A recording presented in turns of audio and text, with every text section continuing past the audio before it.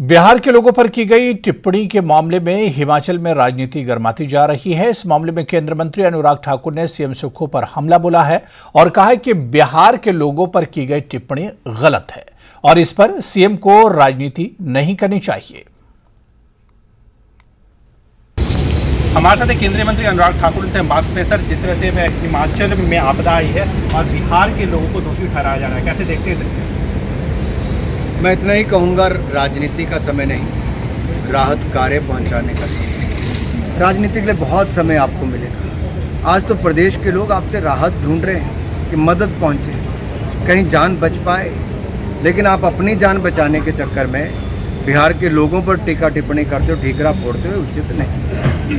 मैं इतना एक बार फिर निवेदन करूँगा, मंत्री अलग अलग सुरों में ना बोले, आपसी भाईचारा बनाते हुए, आपसी टीम में एक रूप में काम करते हुए हिमाचल के लोगों की मदद करें। राजनीति के लिए बहुत समय मिलेगा। आप एक अलग रिपोर्ट निकालिए, क्या कारण रहे, कहाँ विफलताएं रही, कैसे भविष्य में इससे बचा जा सकता है। लेकिन बिहार के लोगों पर ठीकरा फोड़कर हिमाचल के नेता अपनी जान नहीं बचा सकते। केंद्र ने अपनी ओर से हर संभव मदद की है, NDRF की हो या फिर बाकी पैसे देने की बात हो या फिर सड़कें बनवाने के लिए पैसे देने की बात हो या एयरफोर्स की टीम में भेजने की बात हो, हर तरह की मदद की और आगे भी करें। हाँ सर, आप भी सर हिमाचल के दौरे पर जाने के वाले हैं, क्या कुछ कार्यक्रम रहेगा?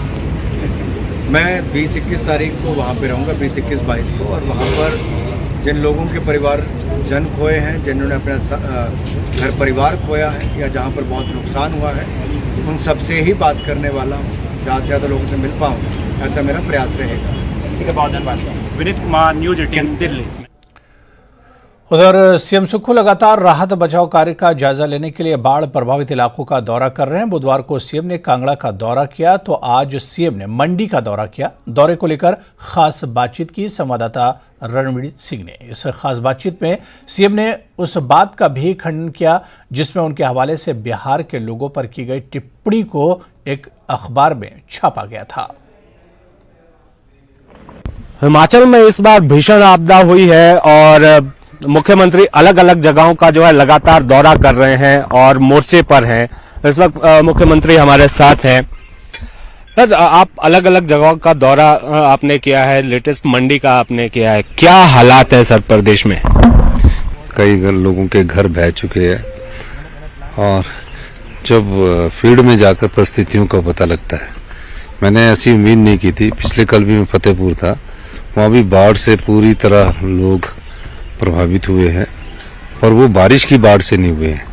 फतेहपुर और इंदौरा में जो पौंग डैम से पानी छोड़ा गया उससे बहुत ज़्यादा प्रभावित हुए। मुझे लगता है काफ़ी ज़्यादा नुकसान है। कल मैं और क्षेत्रों का भी दौरा करूँगा और अब कोशिश ये है कि जल्दी से जल्दी आपदा प्रभावित परिवारों को राहत पहुँचाई जा सके। सर, रेस्क्यू भी बहुत लोगों को करना पड़ा, विस्थापन हुआ है, लोगों के घर खाली किए गए हैं। देखिए, युद्ध स्तर पर हम कार्य कर रहे हैं। आर्मी के हमने Mi-117 हमने लगा रखे हैं और बहुत जल्दी हमने इवैक्यूएशन करवाया है और जहां भी हमारे पास जो भी सामर्थ्यता एक सरकार के पास होनी चाहिए, हमने तुरंत प्रभाव से फैसले करके हम जल्दी उसको ठीक करवा रहे हैं। संसाधन हमारे पास बेहद कम है, किस तरह मैनेज कर रहे हैं आप? और हजार लोग प्रभावित हैं, राहत भी देनी है। देखिए, आर्थिक स्थिति ठीक न होने के बाद भी कहीं और जगह से हमें कट लगा के काम तो करना ही है, लेकिन इस समय हमें आपदा प्रभावित परिवारों की मदद करना है, यही उद्देश्य है। सर, अलग अलग बयान आ रहे हैं, एक अंग्रेजी अखबार भी कोट कर रहा था, क्या लगता है सर, क्या कारण आप मानते हैं? क्या कोट कर? उन्होंने कोट किया कि वो जो कंस्ट्रक्शन हुआ, खासकर बिहार का जिक्र किया। बिहार की बात नहीं है उसमें। बिहार के लोग जो कंस्ट्रक्ट करते हैं यहाँ पर, नहीं, बिहार की नहीं बात है, वो तो बेचारी लेबर है। पता नहीं किसने कोट किया। हाँ, वो गलत है।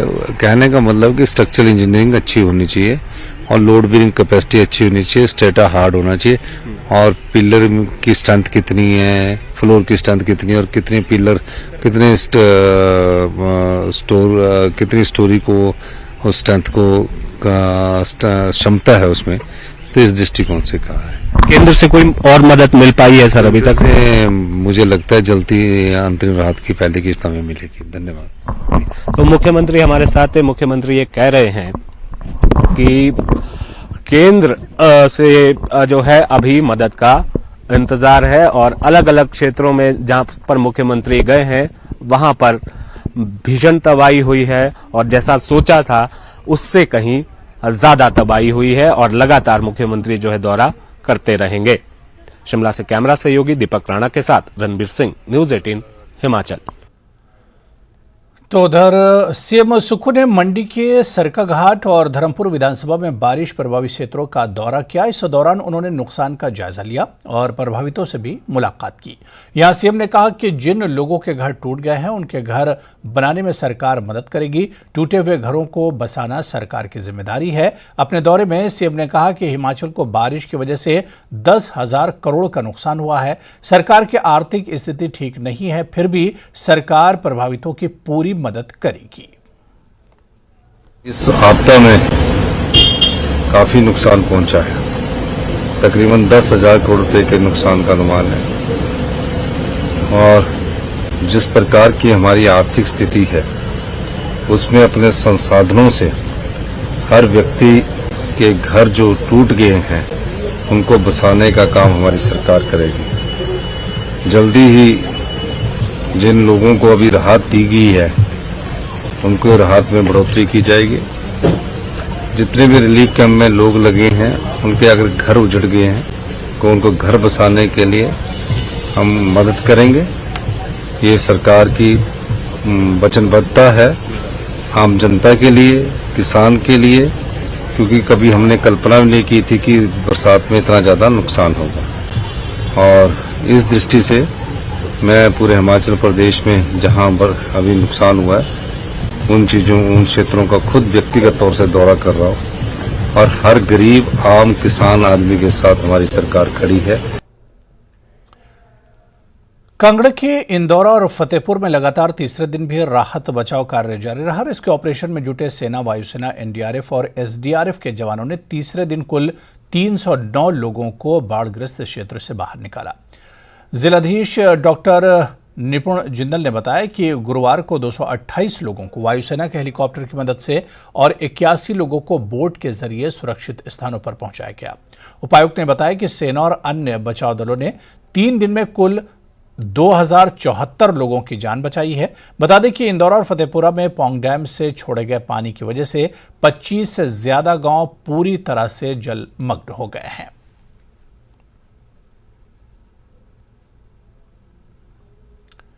उधर कांगड़ा में चल रहे रेस्क्यू ऑपरेशन की लगातार तस्वीरें भी सामने आ रही हैं। अब जो तस्वीरें सामने आई हैं उसमें सेना और वायुसेना के जवानों को जान जोखिम में डालकर लोगों को रेस्क्यू करते हुए देखा जा सकता है। एनडीआरएफ के साथ सेना और वायुसेना के जवान दिन रात एक कर फंसे हुए लोगों को निकालने में जुटे हुए हैं।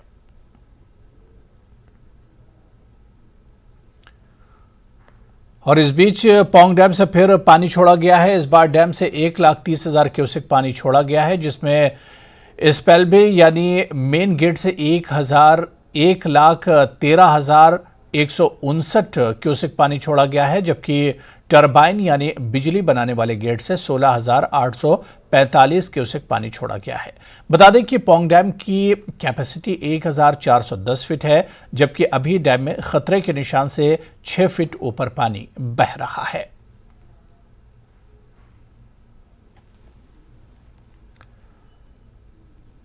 प्रधानमंत्री ग्राम सड़क योजना 3 के तहत 254 सड़कों के विस्तारीकरण और विकास के लिए केंद्र की स्वीकृति मिली है। ये जानकारी कैबिनेट मंत्री विक्रमादित्य सिंह ने दी है। उन्होंने कहा कि केंद्र ने इसके लिए 2643.01 करोड़ रुपए की मंजूरी दी है। केंद्र की इस मदद के लिए विक्रमादित्य सिंह ने पीएम मोदी और केंद्रीय मंत्री गिरिराज सिंह को धन्यवाद दिया है। साथ ही केंद्र के पास हिमाचल के हितों की पैरवी करने पर सीएम सुखविंदर सिंह सुक्खू का भी आभार व्यक्त किया है।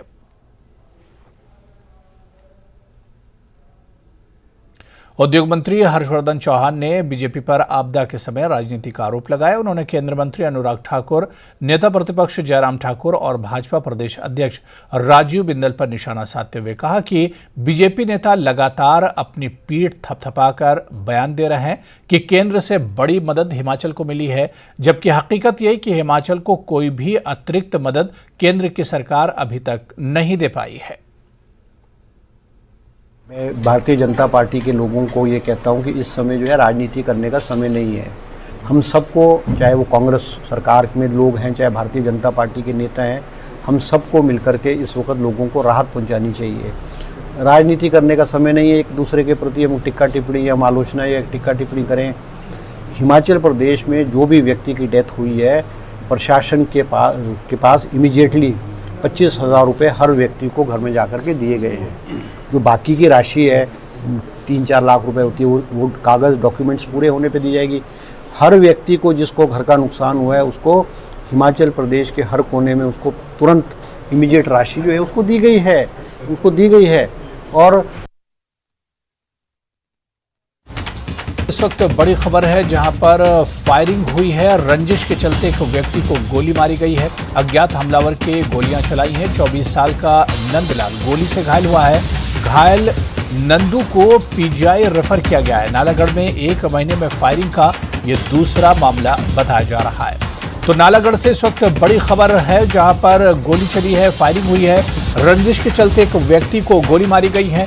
अज्ञात हमलावर ने गोलियां चलाई हैं। 24 साल का नंदलाल गोली से घायल हुआ है। घायल नंद को पीजीआई रेफर किया गया है। नालागढ़ में 1 महीने में फायरिंग का यह दूसरा मामला बताया जा रहा है। तो इस वक्त की बड़ी खबर, घायल नंदू को पीजीआई रेफर कर दिया गया है, जिस पर अज्ञात हमला किया है।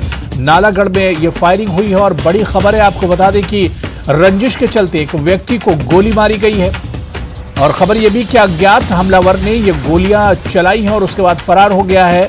24 साल का नंदलाल गोली से घायल हुआ है और घायल नंदलाल को पीजीआई रेफर किया गया है ताकि उसका इलाज हो सके। आपको बताते चले कि नालागढ़ में पिछले 1 महीने में दूसरी ये वारदात है जिसमें गोली चलाई गई है।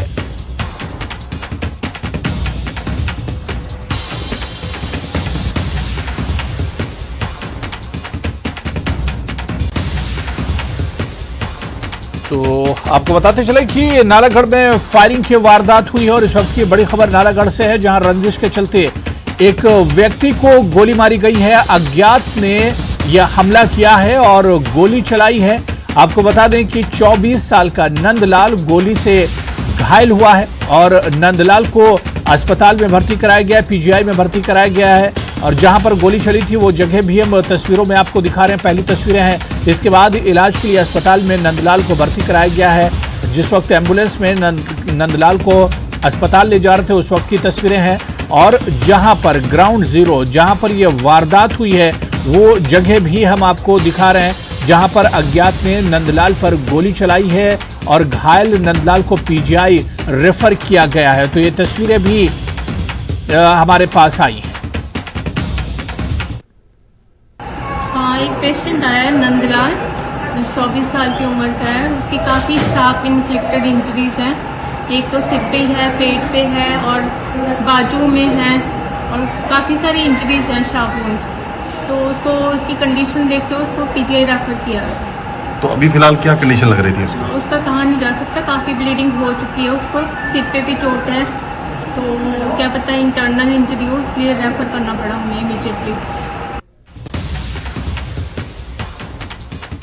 और चलिए सिरमौर से बड़ी खबर, जहां सड़क हादसा हुआ है। सिरमौर के रोनाहट में दर्दनाक सड़क हादसा हुआ है। रोनाहट के समीप खाई में गिरी है ऑल्टो कार। प्रोफेसर सहित 3 लोगों की मौत हुई है। रोहट कॉलेज में प्रोफेसर थे। मृतक रमेश भारद्वाज। मृतकों की पहचान हुई है रमेश भारद्वाज, साक्षी भारद्वाज और जयराम के रूप में पहचान हुई है। मामला दर्ज कर हादसे की जांच में पुलिस जुटी है।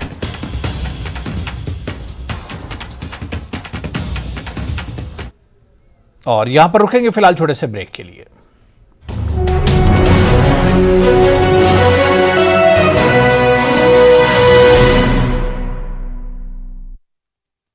was Grove Viewers, India's पवन भल्ला ने इल्जाम लगाया कि बीजेपी मनफी किरदार अदा कर रही है और इसने जम्मू कश्मीर के तमाम इदारों को तबाह कर दिया है। हिंदुस्तानी फौज की जानिब से करगिल में एक नया व्यू पॉइंट आवाम के लिए खोला गया है, जहां से टाइगर हिल्स टोलो लिंक का बेहतरीन नजारा किया जा सकता है। नया व्यू पॉइंट हमारे बहादुर जवानों की याद भी दिलाता है, जिन्होंने मुल्क के लिए अपनी जानें निछावर की थी। फौज और आवाम के दरमियान ताल्लुकात को बढ़ाने के लिए हिंदुस्तानी फौज ने जम्मू के गांव जंदियाल के पंचायत घर में ओपन जिम की शुरुआत की है। जंदियाल की सरपंच अंजलि शर्मा ने जिम का उद्घाटन किया। इस मौके पर आवाम और बच्चों की काफी तादाद मौजूद थी। कठुआ में पुलिस ट्रेनिंग सेंटर द्वारा मेरी माटी मेरा देश मिट्टी को नमन वीरों को वंदन कार्यक्रम के तहत तिरंगा रैली निकाली गई, जिसमें पीटीएस कठुआ के प्रशिक्षुओं सहित पुलिस अधिकारी भी शामिल रहे। वहीं मौके पर एसएसपी पीटीएस रूपराज भगत ने कहा कि तिरंगा रैली का मकसद लोगों में देशभक्ति का जज्बा पैदा करना है। उधमपुर में मोदी ग्राउंड के पास एक मिनी बस दुर्घटनाग्रस्त हो गई। बस में मिचल तीर्थयात्री सवार थे। दुर्घटना में 13 तीर्थयात्री घायल हो गए।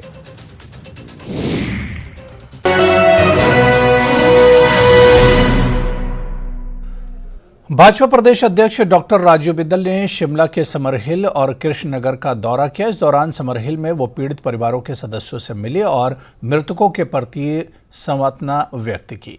भाजपा प्रदेश अध्यक्ष बिंदल ने कृष्णनगर के अंबेडकर भवन में शरणार्थियों से भी मुलाकात की और जमीन पर बैठकर उनके दर्द को सुना।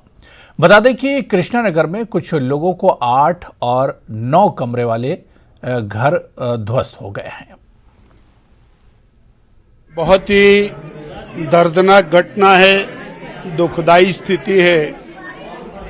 अनेक मकानों का गिर जाना, वर्षों तक गरीब लोगों ने और मेहनत करके अपनी जमा पूंजी करके मकान बनाए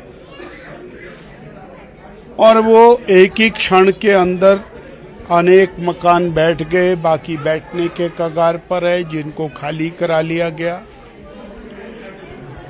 अब जो मकान वाले लोग थे वो शरणार्थी की जिंदगी व्यतीत कर रहे हैं, शरणागत हैं।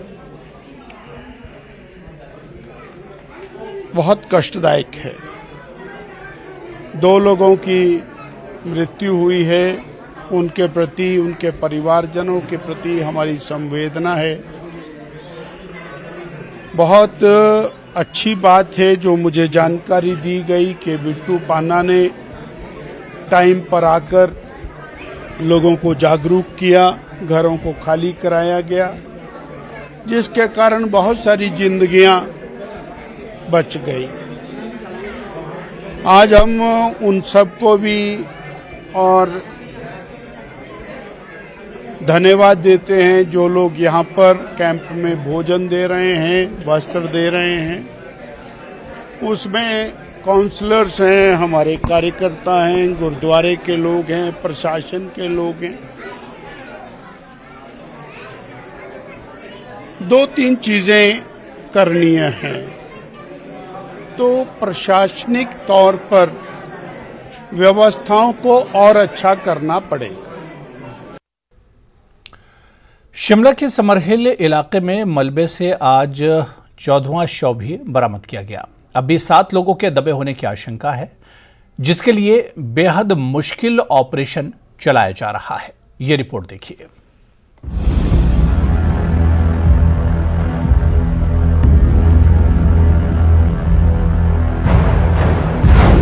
शिमला में 4 दिन में बरामद हुए 14 लोगों के शव।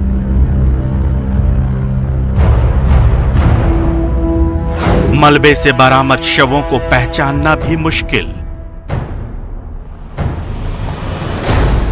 14 अगस्त को शिव मंदिर पर टूटा था पहाड़। शिमला के समर हिल इलाके में बीते 4 दिनों से मलबे में दबे इंसानों की तलाश हो रही है। एनडीआरएफ और एसडीआरएफ के साथ सेना के जवान भी सर्च ऑपरेशन में जुटे हैं, जो मलबे की कई फीट मोटी परत को धीरे धीरे हटाते हुए बुधवार दोपहर तक 14 शव बरामद कर चुके थे। इस वक्त हम समर हिल के शिव बॉडी में हैं।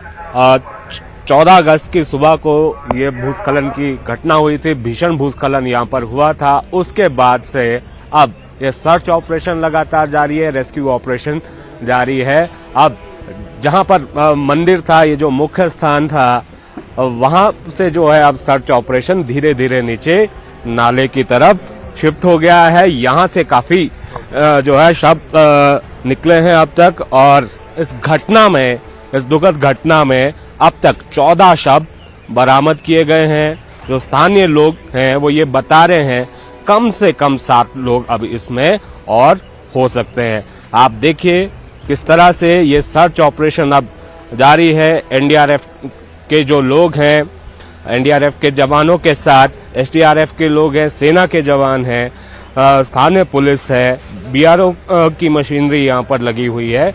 तो ये अब रेस्क्यू ऑपरेशन और सर्च ऑपरेशन लगातार जारी है। 14 अगस्त को सावन की सोमवारी पर शिव मंदिर में श्रद्धालुओं की भीड़ जब पूजा पाठ में लीन थी, उसी वक्त पहाड़ का एक बड़ा हिस्सा दरक कर मंदिर पर आ गिरा, जिससे करीब 21 श्रद्धालु मलबे में दब गए। अब तक जितने भी शव बरामद हुए हैं, उनकी हालत देखकर परिजन भी अपनों को पहचान नहीं पा रहे हैं। पहचान हो पा रही है तो कद काठी, कपड़े और फिर गहने, घड़ी और अंगूठियों को देखकर। बुधवार को बरामद पीएल शर्मा नाम के एक प्रोफेसर के शव की शिनाख्त भी ऐसे ही की गई। जो है एक शव निकाला गया। कुल कितने अब 14 शव हो गए, 14 शव बरामद किए गए। क्या वो पीएल शर्मा जी की है प्रोफेसर? मैंने देखा है उनको, और वो एक्चुअली थोड़ा उनका हेड डैमेज था, स्मैश था वो, और लेकिन उनके हाथ में एक रिंग मिली है, और उनके रिलेटिव भी यहाँ मौजूद थे, और उनके साथ हमने उनको आइडेंटिफाई कर दिया। उनकी रिंग में जो है पीएल लिखा हुआ था, तो उससे उनकी आइडेंटिफिकेशन हो गई। अच्छा, उससे पहचान। हाँ, और बाकी थोड़ा फेस रिकॉग्नाइज हो रहा था, क्योंकि मैं जानता हूँ उनको पर्सनली, तो वही है। अब तक ये नहीं कहा जा सकता कि ये सर्च ऑपरेशन और कितने दिनों तक चलेगा, क्योंकि पहाड़ से गिरा मलबा नाले में 1.5 किलोमीटर दूर तक फैला हुआ है, जिसमें दफन शवों को निकालने के लिए अब मशीनों से नहीं बल्कि नाले वाले हिस्से में हाथ से खुदाई की जा रही है, जिसमें करीब 200 लोगों की टीम लगी हुई है। ये जो सर्च ऑपरेशन है ये पूरा मैनुअली चलेगा, और यहाँ से ठीक नीचे 1.5 किलोमीटर तक जो है शवों को तलाश किया जाएगा। शिमला के समर हिल से मेरे कैमरा सहयोगी दीपक राणा के साथ रणबीर सिंह, न्यूज़ 18 हिमाचल। हिमाचल में 24 जून से अब तक तकरीबन 7,700 करोड़ का सीधा नुकसान आपदा से हुआ है, जबकि अप्रोक्ष रूप से ये नुकसान 10,000 करोड़ से ज्यादा का है। आपदा से 40,000 से ज्यादा मकान क्षतिग्रस्त हैं और 330 लोगों ने अपनी जानें गंवाई हैं, जबकि 38 लोग अभी भी लापता हैं। ये जानकारी प्रधान सचिव राजस्व ओंकार शर्मा ने दी है। किसने कैसे काम करना है, ये तैयारी मॉनसून से आने से पहले ही हम लोगों ने कर ली थी, और उसी के तहत pre positioning of NDRF, SDRF and state resources वो लगाए गए हैं। और उसी का कारण है कि इस बार आप देख रहे हैं कि जो रिस्पांस टाइम है जिला प्रशासन का और सभी लोगों का वो है बहुत जो टर्न अराउंड टाइम बहुत कम है, जिससे कि जो प्राकृतिक आपदा में नुकसान होता है उसको मिनिमाइज़ किया जा रहा है। और अगर आगे भी कोई वेस्टर्न डिस्टर्बेंस आता है तो उसके लिए प्रदेश सरकार और जो हमारे स्थानीय प्रशासन और डिपार्टमेंट से पूरी तरह से गेड अप है। विधानसभा अध्यक्ष कुलदीप पठानिया ने चंबा के भटियात में आपदा प्रभावित इलाके का दौरा किया। इस दौरान विधानसभा अध्यक्ष ने नरोला गला के समीप भारी भूस्खलन प्रभावित क्षेत्र के स्थायी समाधान को लेकर अधिकारियों को निर्देश दिए। यहां विधानसभा अध्यक्ष ने हवारली पुल के द्वितीय चरण के निर्माण कार्य को जल्द शुरू करने के भी निर्देश दिए।